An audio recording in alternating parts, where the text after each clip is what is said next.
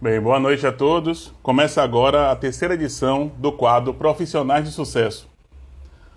Hoje conosco teremos aqui os advogados Isabela Leal e Paulo Costa. Vou chamar aqui a nossa primeira convidada.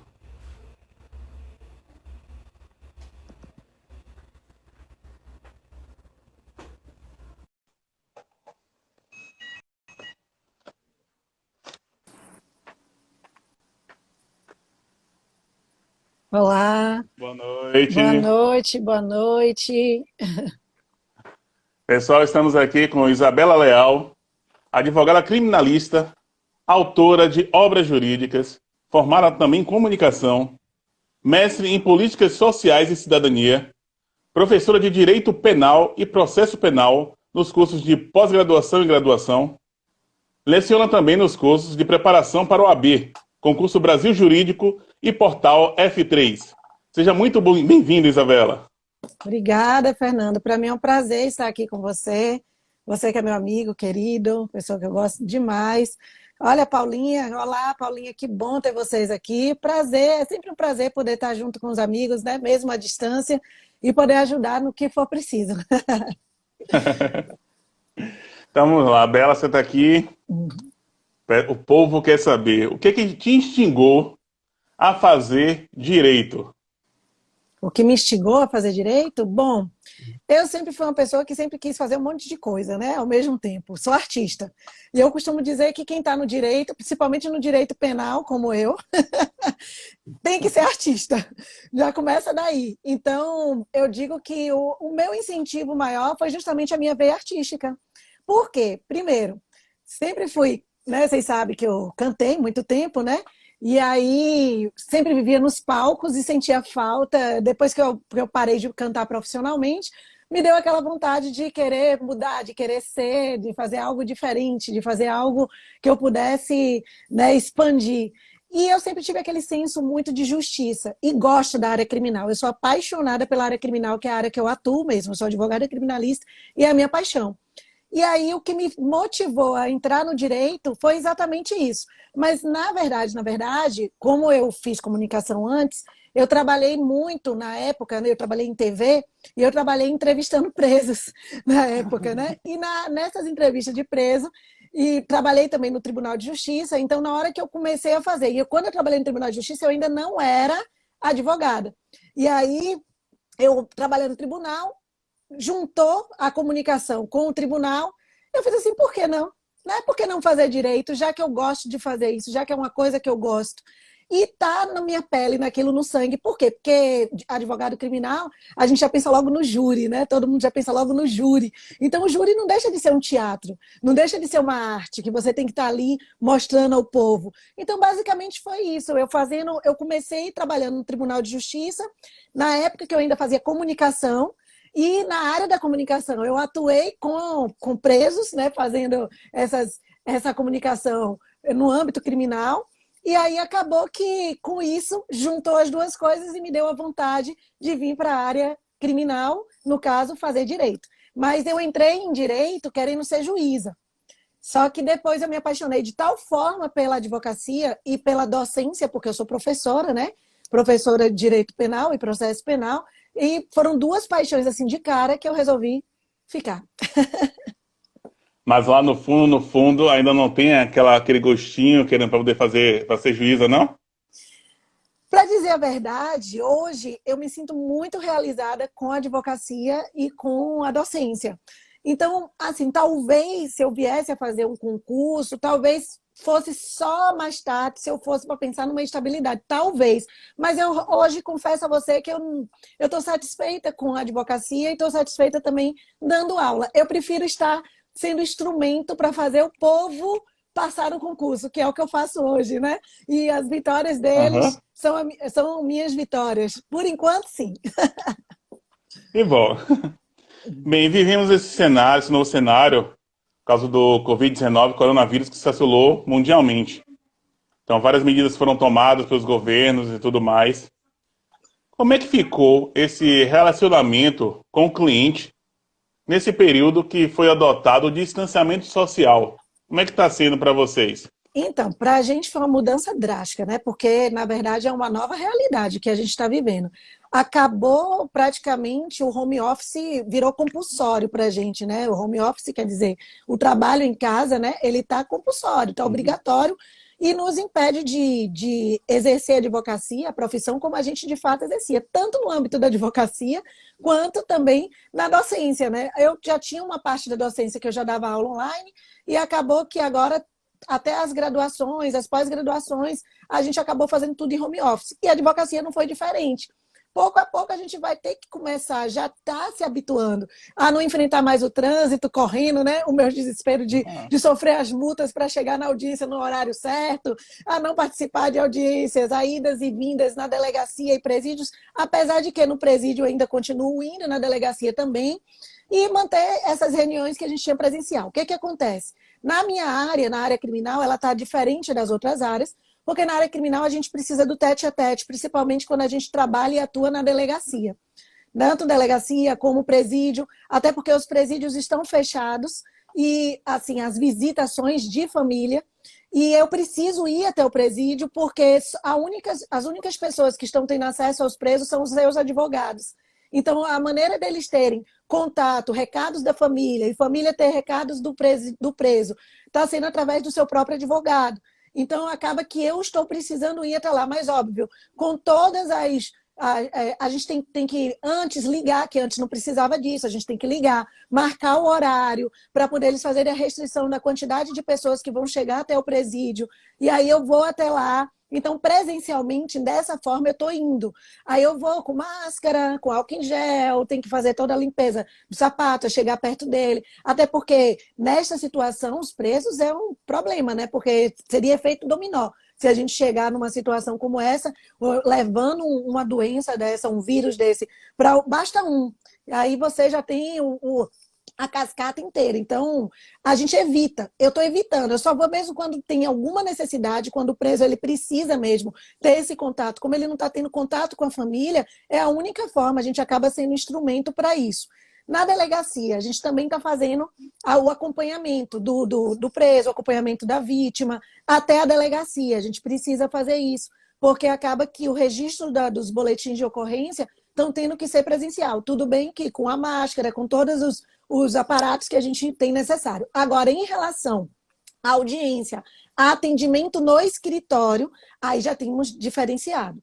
Porque no escritório, por exemplo, o atendimento que eu estou fazendo tem que ser remoto. Aí tá sendo, eu não estou fazendo nenhum, meu escritório está fechado, eu não estou indo lá, só vou no escritório quando eu necessito fazer alguma coisa, estou evitando mesmo de ir, de sair, só quando tem essas necessidades, e está sendo tudo via internet mesmo. A gente tem agora vários elementos que a internet vários programas, vários instrumentos que a internet está nos possibilitando para que a gente possa fazer essas reuniões remotas, né? O que pode ser utilizado com mais frequência a partir de agora, porque por conta dessas restrições mesmo do coronavírus. As audiências, a gente teve prazo suspenso, depois os prazos voltaram. Agora, por exemplo, os processos que são físicos, né? Aí os prazos voltaram para os processos eletrônicos, porque hoje a gente já tem processos que são eletrônicos. Por exemplo, hoje eu me dou a tranquilidade de poder protocolar à meia-noite. Eu protocolo um processo. Eu estou aqui, termino de fazer uma petição e protocolo minha petição meia-noite. Por quê? Porque eu não tenho horário para poder fazer aqui, porque é eletrônico. Então, para mim, é bem tranquilo, é ótimo para poder fazer isso. A gente já tem isso. Então, para a gente está se habituando a atendimentos, a audiência, por exemplo, a audiência de custódia em alguns estados. Eu não atuo só no estado Bahia, eu atuo no Rio de Janeiro, eu atuo no Nordeste, então eu tenho outros lugares que eu tenho essa minha atuação também. Então, assim, eu acabo que, dependendo do estado, a gente tem situações diferenciadas de atendimento. Porque, por exemplo, tem alguns estados que os processos ainda são físicos, então está tudo parado, a gente não tem como fazer. Né? Mas tem outros estados que já tem boletim digital, boletim de ocorrência digital que você pode fazer. Aqui em Salvador a gente tem um boletim digital, mas não são para todos os crimes. Só para crimes de menor potencial, ou melhor, crimes sem violência ou grave ameaça, como, por exemplo, um crime de furto, e que a gente pode fazer digitalmente. Mas, no mais, a gente tem que ir lá pessoalmente. E as audiências, Audiência de custódia. Em alguns estados estão sendo audiências remotas mesmo, está fazendo através dos instrumentos que a gente está utilizando para poder fazer mesmo. Agora, existem outros estados que as audiências estão suspensas, justamente porque a gente não tem condições de estar fazendo esse tipo de audiência de custódia, audiência mesmo normal, e não só na área criminal, como nas outras áreas também. E aí acaba que os prazos voltaram, entre aspas, porque agora já teve uma nova suspensão, a gente está naquela brincadeira de tira a camisa, bota a camisa, tira a camisa, bota a camisa, né? Toda hora suspende um prazo, volta um prazo, vem isso, decreta uma coisa, decreta outra, e aí a gente fica, acaba que nós até vamos ficando perdidos, mas no âmbito, aí a gente está fazendo nessa situação. Ok? E a gente está vendo, está sendo mais ou menos desse jeito. Então, praticamente o prazo voltou, mas as audiências paradas, não estão podendo ser pessoalmente, então não está podendo ser remota em algumas situações, em alguns estados, e aí a gente não consegue fazer a audiência. Então, acaba que o processo fica parado, por aquele processo que está dependendo da audiência, que está preparado para a audiência. Também temos, agora sim, os tribunais a gente está fazendo atendimento remoto mesmo, por exemplo, uma sustentação oral, que eu vou fazer perante os desembargadores. Aí eu faço de casa mesmo. Aí a gente está utilizando remotamente para poder fazer esse tipo de audiência, para fazer esse tipo de sessão. Videoconferência. Uma videoconferência com Isso. Juízes e tudo mais. Com desembargadores, no caso dos Uhum. tribunais, para a gente fazer a sustentação oral. Agora sim, tem alguns estados que a gente faz audiência de custódia, que é aquela audiência, para quem não conhece, porque eu não estou falando para um público totalmente jurídico, é aquela audiência que hoje a gente tem que, por exemplo, o preso, ele foi preso em flagrante, ele tem que ser imediatamente conduzido ao juiz, que é o que a gente chama de audiência de custódia. Então, quando ele chega ali, ele é conduzido ao juiz, na frente do juiz, aí tem o juiz, o promotor e o seu advogado. A gente vai ali ver a legalidade daquela prisão. A gente vai arguir aquela legalidade para saber se ele vai ficar preso ou se ele não vai ficar preso. Então, essa audiência de custódia, em alguns estados, ela está suspensa, porque não tem como fazer, não tem parâmetros para poder fazer. Em outros estados, estão sendo feitas remotamente. Aqui, a gente estava parado, a gente estava com a suspensão da audiência de custódia, só que agora eles estão fazendo já, estão conseguindo já para a gente conseguir fazer essas audiências remotamente. Lá no Rio, a gente já está fazendo remotamente. Ótimo. Tem uma pergunta que acho do Luiz Henrique. Perguntando se o inquérito não é eletrônico aqui na Bahia. Aqui, não. Foi o que eu acabei de falar. Não é o inquérito, é o registro do boletim de ocorrência, que é o registro digital que você encontra, inclusive, na Polícia Civil, lá no site da Polícia Civil. Você tem como fazer, mas não é para todos os crimes. Como eu disse, é para crime de furto, é para situações de achados e perdidos, situações que você de extravios. Aí você pode fazer e registrar ali eletronicamente. Mas, no mais, não. Você tem lá os autos, todo bonitinho, que o advogado precisa ir lá e acessar uma vez que abre o inquérito policial. Porque é diferente. O registro de um BO é uma coisa, o inquérito policial é outra. Né? Eu sei que a gente não está falando com advogados, né? Então, e pessoas, nem todo mundo aqui é do âmbito jurídico, então é importante sempre falar isso. O registro do BO é quando você sofre um crime e aí você vai até ali na delegacia e você registra a ocorrência, que é o que a gente chama de um boletim de ocorrência, é o que você vai noticiar o crime. Agora, quando essa notícia é crime, o delegado ele vai investigar, ele pode, através de uma portaria, baixar ali aquela portaria e iniciar uma investigação criminal, que é o que a gente chama de inquérito policial. Ou ele pode ali, através mesmo da lavratura do auto de prisão em flagrante, quando o cara chega preso e tem uma decretação de uma prisão em flagrante ali, que ele chega num flagrante, então ele pode, com a lavratura do auto de prisão em flagrante, iniciar essa investigação criminal, que é o que a gente chama de inquérito policial. Então, esse inquérito policial, a gente tem que ir até a delegacia para ter acesso a ele. Enquanto não virou processo, os processos são eletrônicos, mas o inquérito policial ele está na fase da delegacia. Ele ainda está na fase preliminar, é a fase inicial. Então, a gente não tem processo, é um procedimento administrativo. Por isso que é diferente, por isso que a gente tem que ir na delegacia para ter acesso àquele procedimento administrativo. Eu, como advogada, eu vou lá e tenho esse acesso. Agora, no caso, quando ele se torna processo, aí o processo está eletrônico, que é quando vai para o judiciário. Aí aqueles autos do inquérito policial que já foram conclusos, que o delegado já fez um relatório final, são anexados ao processo, que é um processo eletrônico. Então é assim que funciona.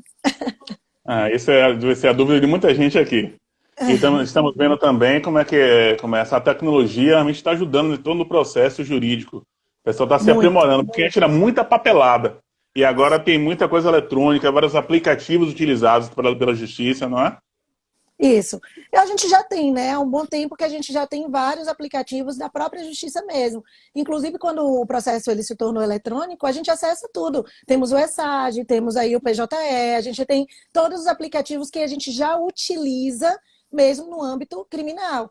Então, a gente já tem, não só criminal, mas na advocacia como um todo, com esses processos Sim. eletrônicos. Agora, voltando a sardinha para o âmbito criminal, em que pese a gente está nesse momento pandêmico, né, que eu costumo brincar que não é nem uma pandemia, é um pandemônio mesmo, né, porque desnorteou tudo para a gente, os crimes eles não deixam de ser cometidos. Inclusive, eu estava fazendo um webinário agora há pouco atrás, eu estava com uma delegada e com uma juíza conversando, e a gente estava falando exatamente isso. Pelo contrário, os crimes aumentaram. Os crimes eles deram uma parada no início da pandemia. Eu acho que os meliantes ficaram com medo, né? Ficaram com receio no Sim. início, mas agora só aumentou. E inclusive e crimes assim que são crimes específicos. Por exemplo, eu estava falando com a delegada, a Ana, a gente estava conversando agora no instante na live, e a gente estava falando exatamente isso que ela estava dizendo, que lá no Ceará aumentou o latrocínio de uma forma para outra. Assim, o latrocínio que é o roubo qualificado pela morte, que vocês chamam de roubo seguido de morte, está errado. Roubo qualificado pela morte. Qualificado. Qualificado pela morte, que é o nome do latrocínio. Você subtrai, e para subtrair, você mata para subtrair, ou você subtrai e acaba matando a pessoa. Então, o latrocínio aumentou gritantemente os números de latrocínio em alguns estados, assim como violência doméstica e familiar contra a mulher. Os crimes de violência doméstica e familiar contra a mulher, gente, subiu totalmente. Tá? Então, foi uma loucura isso aí. Perguntaram aqui se pode ser mantido preso, foi Nilson Júnior. Perguntando se Olha, pode ser mantido Nilcinho! preso um cidadão que não tem condição de pagar fiança. Se pode ser mantido preso um cidadão? Não, nesse caso aqui, se ele não tem condição de pagar a fiança, ele vai, nesse caso, o advogado dele que vai fazer um requerimento demonstrando, atestando que ele realmente não tem condições. Ninguém pode ser punido nesse caso, né? Se ele não pode, se ele não tem condições ali de pagar aquela fiança. Ali, de certa forma, vai depender da situação do caso concreto. Vai depender da complexidade da causa, né? Na verdade é essa. É bom até eu falar isso. Por quê? Porque você vai ter que olhar a fiança, né, ou vai ver qual o tipo de crime que ele praticou, se é um crime realmente que cabe a fiança, vai ver se ele vai ter essas condições, e ele, a depender do caso, ele pode sim permanecer preso se ele não tiver a condição de pagar a fiança, ele não conseguir demonstrar através do advogado dele essa miserabilidade, essa condição que ele não vai ter, porque aí ele vai ter uma outra forma de o advogado conseguir tirar ali a fiança, porque você tem outras medidas que não seja só a fiança, entendeu? Porque a gente fala na fiança, a gente pensa só na fiança, é só uma medida diversa da prisão. É só uma medida que você pode utilizar, mas você pode utilizar diversas outras medidas. Por exemplo, eu posso pedir que o preso fique respondendo em liberdade, a depender da situação, óbvio, que toda análise da situação, respondendo em liberdade, mas se compromete a comparecer na justiça 2 meses, né? De 2 em 2 meses, de 1 em 1 mês, né? Ou então ele se compromete a não ficar, a se recolher, sair da rua 10 horas da noite. Ele se compromete a algumas condições para que ele possa ser mantido em liberdade. Então, a fiança só é mais uma medida cautelar que você tem ali diversa da prisão. Até porque, muita gente não sabe, mas a prisão no direito penal é o último momento, que a gente chama no âmbito jurídico de última ratio. O que é última ratio? Última instância, em último momento. Eu só vou usar a prisão, o juiz ele só vai decretar a prisão quando for o último caso. Então, é importante a gente falar isso. A gente tem diversas outras medidas que a gente pode utilizar, independente desta prisão, ok? E a fiança é só uma das medidas que a gente tem, porque existem crimes que cabem fiança e existem crimes que não cabem fiança. Então, vai depender da complexidade da causa, vai depender de qual crime que ele está praticando, se cabe, se não cabe, vai depender. Se ele não tem, é importante até, o mesmo que o juiz decrete a fiança, aí cabe ao advogado dele ser safo e conseguir pedir outras medidas além da fiança, né? Para que você possa conseguir manter ele em liberdade, respondendo em liberdade. Mas tudo isso vai depender da análise causística. Isso, nós falamos aqui sobre a questão dos crimes que estão ocorrendo com as mulheres, realmente. Eu tenho visto até na televisão, porque as mulheres em casa não tem nem como, às vezes, se pronunciarem lá, estão lá trancafiadas por causa do distanciamento social. Aí está ocorrendo muito isso, né? Além desses Muito. crimes presenciais, também com o aumento da utilização da internet, da tecnologia, porque as pessoas estão mais em casa, estão havendo também mais cybercrimes, mais Sim. disseminação de fake news. Como é que Sim. seria isso, essa questão, a parte criminal dessas pessoas Excelente que estão efetuando pergunta, isso? porque eu posso até falar um negócio desse. A fake news está sendo o nosso maior problema hoje na pandemia. Por quê? Justamente porque a fake news ele está afetando problemas psicológicos nas pessoas. Problemas psicológicos está causando depressão e eu posso ser sincera a vocês, está sendo um dos maiores problemas que a gente pode sofrer em pandemia, em pós-pandemia. É justamente, e fake news é uma das situações que a gente tem. Olha, deixa eu falar a fake news. A fake news, para quem não sabe, são notícias falsas que a galera se aproveita aí da internet, né, para poder soltar, disseminar uma informação pelo mundo todo através da internet. Pode ser pelo celular, pode ser pelo WhatsApp, por Instagram, para prejudicar ou para beneficiar alguém. E é o que a gente está vendo o tempo inteiro, né? Principalmente no âmbito político, a gente está vendo muito isso. E também são criadas para receber likes, para receber curtidas, né? E visitas em determinadas páginas. Isso que são fake news, é para poder a pessoa saber o que é que significa. Olha, tarde e noite com a Bela, verdade, são. Vamos nessa. Então, assim, essas fake news, muita gente não sabe que as fake news são crimes. Todo mundo, professora, fake news é crime? É crime. Muita gente não sabe disso. Principalmente crimes contra a honra. Quando você está praticando ali, que você está soltando uma fake news, e é importante a gente falar, porque o cuidado, a preocupação maior é quando a gente tem um compartilhamento. Porque a pessoa que cria fake news, ela solta, na hora que ela solta, você vai ver o compartilhamento. E esse compartilhamento irresponsável ocorre justamente, normalmente, não é verificada a informação. A gente não verifica a informação e a procedência da notícia e acaba disseminando aquela notícia que é uma notícia falsa. Então, esse fenômeno, ele ocorre muitas vezes, da fake news, apresentando duas características, só para vocês entenderem melhor. Duas características essenciais, que é o viés de confirmação e o recebimento de pessoas conhecidas. Como assim? Vou explicar. O viés de confirmação, ele se dá quando a notícia falsa, que é esse fake news, ele confirma uma opinião que já é pré-existente, perceba, e o indivíduo se sente tão satisfeito em estar certo que compartilha sem verificar a evidência da notícia. É o que a gente está vendo com o nosso presidente, né? A gente está vendo aí com o presidente, porque a gente viu com nossos ex-presidentes, né? O que está acontecendo aqui sem cunho político nenhum, mas a pessoa, aqueles que são da esquerda, aqueles que são da direita, compartilham aquilo que ele acredita fiamente. Ele confirma uma opinião, que já é uma opinião pré-existente, por diversas pessoas, e ele confirma aquela opinião dele e acaba compartilhando algo que pode ser irresponsavelmente. E a segundo viés que eu falei para vocês é em relação ao recebimento de notícias de conhecidos. Quando você recebe notícia, quando chega a notícia, por exemplo, por meu familiar, por um amigo, então os filtros naturais de desconfiança acabam diminuindo, estimulam o compartilhamento sem que você nem verifique, porque foi um seu familiar, foi um amigo que acabou trazendo para você. Então, você já compartilha sem nem pensar, sem nem verificar se aquilo é verdadeiro ou não. Então, quando esse indivíduo, ele também influenciado por essas características que eu trouxe para vocês aqui agora, ele compartilha uma fake news, ele pode estar cometendo um crime contra a honra.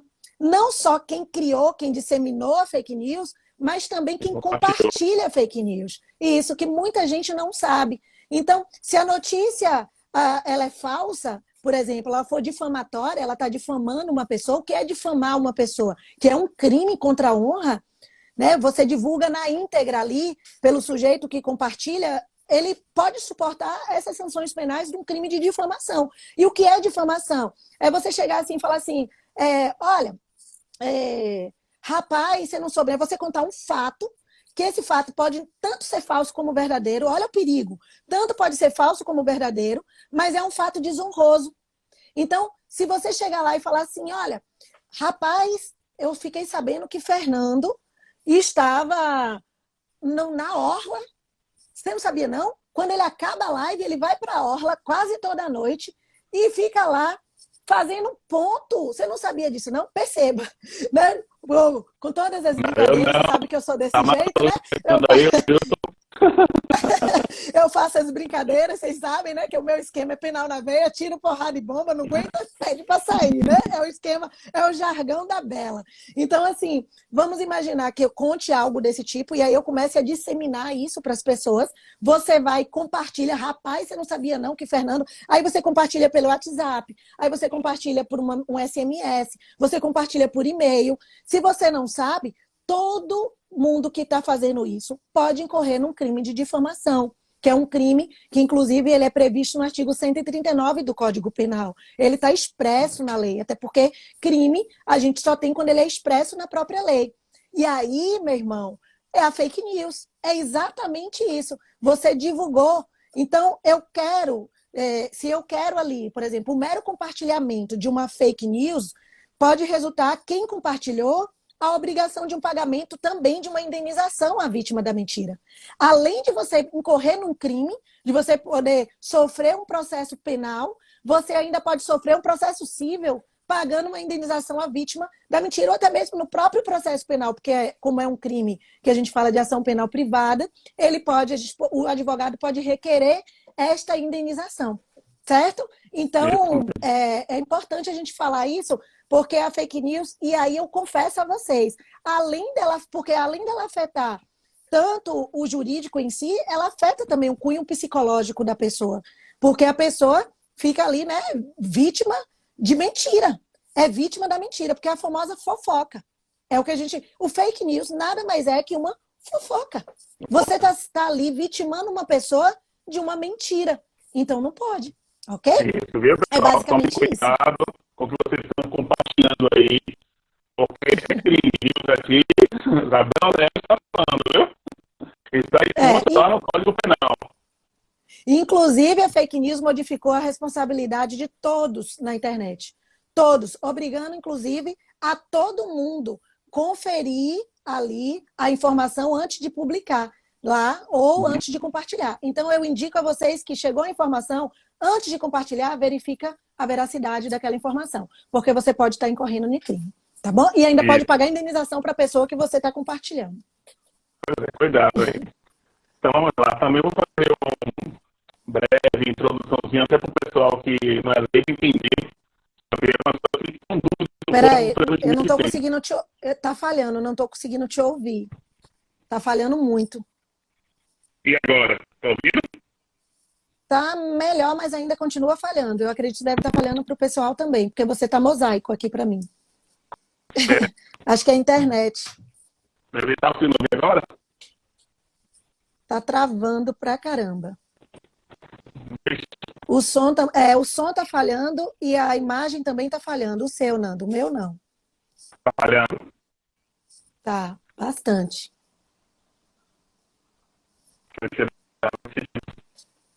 Veja se você consegue. Enquanto isso, enquanto o Nando tá voltando, eu vou responder essa pergunta aqui de Nilson. Olha aqui, Nilson, que ele perguntou, tá, Nando? Vou responder essa pergunta dele, que ele perguntou se tem a possibilidade do sujeito voltar a ser réu primário. Tem sim. Tem a possibilidade dele voltar a ser réu primário tranquilamente após 5 anos. Por exemplo, porque ou ele é réu primário ou ele é reincidente. Na prática, a gente ainda fala que pode ter um tecnicamente primário. Então, se ele é reincidente ali na prática de crimes. Para poder eu ter aquele crime ali, para ele ser reincidente, para ele deixar de ser primário, ele tem que ter praticado um crime, aí tem que ter transitado em julgado. Transitado em julgado quer dizer, não cabe mais nenhum recurso, ok? Não cabe mais nenhum recurso. Então, ele vai transitar em julgado, não cabe mais nenhum recurso, ele foi condenado, e aí ele vai e pratica um novo crime. Aí ele se torna reincidente. Então, eu tenho um crime, houve um trânsito em julgado, ele foi condenado com trânsito em julgado, ou seja, não cabe mais recurso, e houve um novo crime, ele se torna reincidente. A partir do momento que ele se tornou reincidente, ele tem 5 anos ali, se ele ficar 5 anos sem praticar mais nenhum crime, Após isso aí, a ficha dele pode voltar a ficar limpinha. Ele pode voltar a ser primário. Mas tem que ter esse prazo aí dos 5 anos, sem praticar nenhum outro crime, sem ser condenado por nenhum outro crime. Aí ele volta a ser primário. Tá bom? E aí, como é que tá Respondi. agora? Continua falhando muito, Nando. Tá fazendo? Deixa eu ver aqui. Continua falhando muito. A imagem e o áudio. A imagem e o áudio. É a internet. Se você tiver com alguém aí que esteja usando a internet dentro de casa, pede para o pessoal sair da internet. Deixa eu ver aqui. Marta.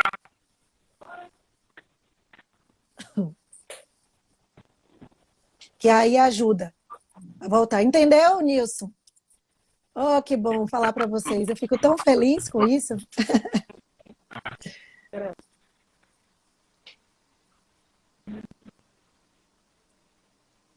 Isso, ou então tem essa opção de sair e voltar com a live. Como o Juninho trouxe aí, porque do jeito que tá, você não vai conseguir falar comigo. Continua? Continua. O ideal, eu acho que é você fechar a live e voltar com a live. É bom que você até ganha mais tempo. Aqui, agora aí que eu vou reiniciar a live. Pronto.